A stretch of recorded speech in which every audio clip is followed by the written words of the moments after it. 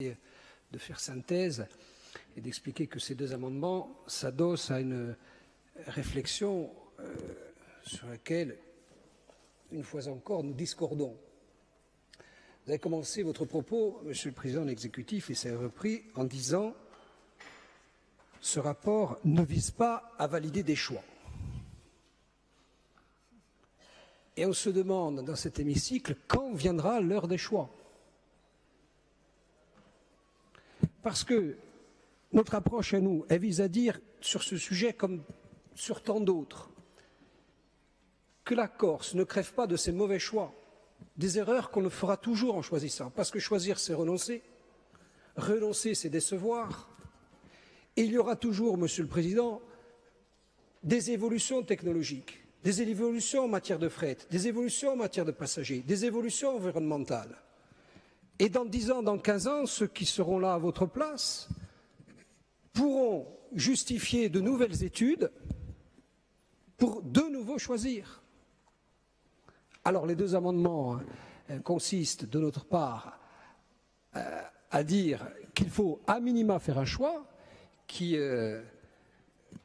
va à l'opposé de la demande formulée par le groupe Corsica Libre, c'est commencer à éliminer une des options, l'option A.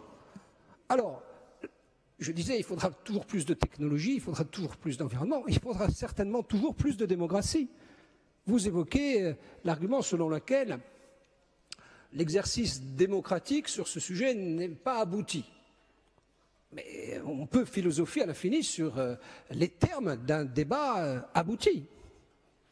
Il y a sûrement eu des imperfections, il y a sûrement eu peut-être même des maladresses, peut-être même des non-choix, peut-être même des débats qui n'ont pas été suffisamment éclairés. Mais à un moment donné, on demande de choisir. Donc nous, la première série d'amendements, pour faire simple, Monsieur le Président, consiste à renoncer à l'option A. La deuxième consiste, non pas qu'on veuille accélérer les choses, et vous avez bien compris que pour ce qui nous concerne, on ne passe sur l'option A, mais on n'est pas sur l'option B 2.0, parce que pour nous, pour tous nous, c'est une option carbonite revisitée.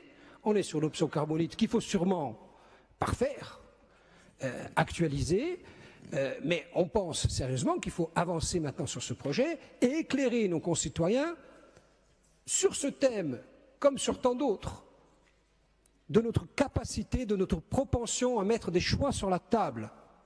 Est-ce que le port de la carbonite tel qu'il a été validé scientifiquement, de façon imparfaite, de façon sûrement insatisfaisante, mais dans le temps, mériterait d'être revisité? Certainement. Mais est-ce que pour autant on va encore faire des études? Dans le temps qui nous reste, dans les 14 mois, on sait très bien ce qui va se passer au terme des 14 mois. On va revenir, encore une fois, en n'ayant pas tranché. Et puis on gagnera du temps, on gagnera du temps.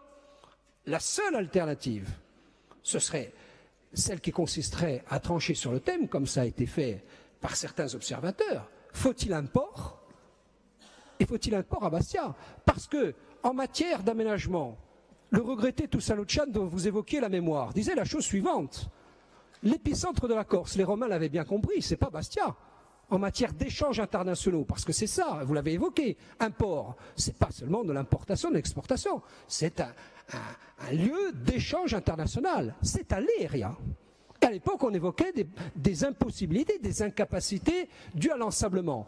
Aujourd'hui, des techniques qui évolueront dans le temps pourront conduire celles et ceux qui siégeront dans 10 ans, dans 15 ans, on vous dit, mais c'est pas du tout Bastia qu'il faut, c'est à l'Eria. Seulement le port. C'est un objet d'étude et un objet d'accomplissement physique sur lequel il faut trancher pour un siècle.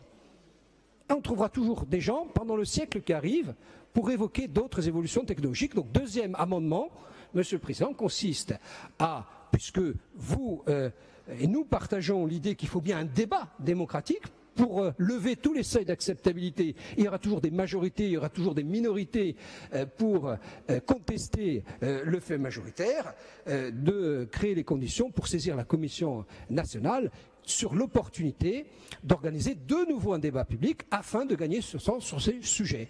En un mot commençant, les deux amendements que nous nous proposons consistent à écarter, l'option A, et deux, à essayer de gagner du temps pour donner le signal de l'efficience et de l'efficacité de nos réflexions et de nos travaux.